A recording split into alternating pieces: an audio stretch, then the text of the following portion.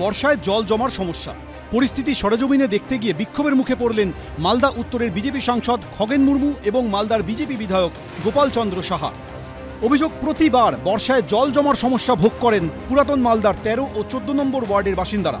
শনিবার এলাকা পরিদর্শনে গিয়ে 13 নম্বর ওয়ার্ডে স্থানীয়দের ক্ষোভের মুখে পড়েন বিজেপি সাংসদ খগেন মুর্মু ও বিধায়ক গোপাল চন্দ্র সাহা।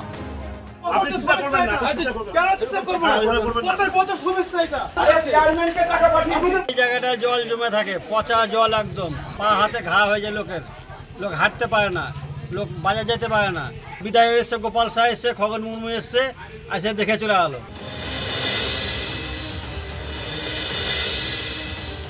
পৌরসভাতে, পঞ্চায়েতে কোথাও যদি জল জমে থাকে, ড্রেনের যে কাজগুলো হয়ে থাকে, ছোটোখাটো রাস্তার কাজ, এটা কে করে?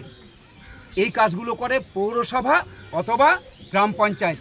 ডিজাস্টার ম্যানেজমেন্টের টাকা কি এমপি আর এমএলএকে দেয়, নাকি টাকাটা রাজ্য সরকারকে দেয়? রাজ্য সরকার পৌরসভাকে দেয় থ্রু ডিএম, ডিস্ট্রিক্ট ম্যাজিস্ট্রেট। পৌরসভা এর জন্য দায়ী। বিধায়করা 5 বছরে 3 কোটি টাকা পায়।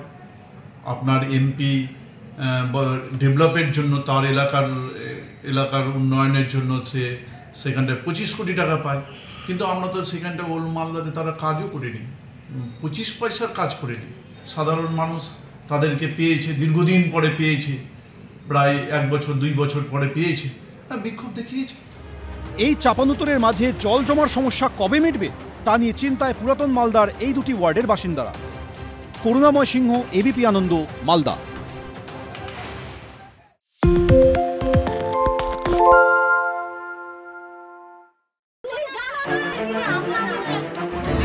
বাংলা চেঁচামেচি চায় না, বাংলা খবর চায়।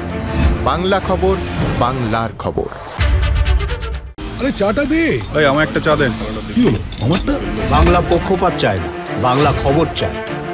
বাংলা খবর, বাংলার খবর। সত্য অন্তহীন, সত্যের খোঁজও তাই, সত্য সন্ধানে তাই আমরা অক্লান্ত, অকুতভয়। এবিপি আনন্দ নতুন ভাবনার প্রতীক, যা মনে মুক্ত, তথ্যে যুক্ত এবং যাবতীয় সীমানার বাঁধন থেকে মুক্ত। সীমা না শব্দটির মধ্যেই লুকিয়ে আছে মানা শব্দটি, যেন চোখ রাঙানি এক অদৃশ্য বেড়াজাল, যা আটকে রাখে আমাদের এক ছোট্ট গণ্ডির মধ্যে। একমাত্র সঠিক খবরই গড়ে তুলবে এক মুক্ত সমাজ। সেই জগৎ গড়ার লক্ষ্যে কোনো সীমানার ঠুকুটি আমরা মানব না। এবিপি আনন্দ এগিয়ে থাকে, এগিয়ে রাখে।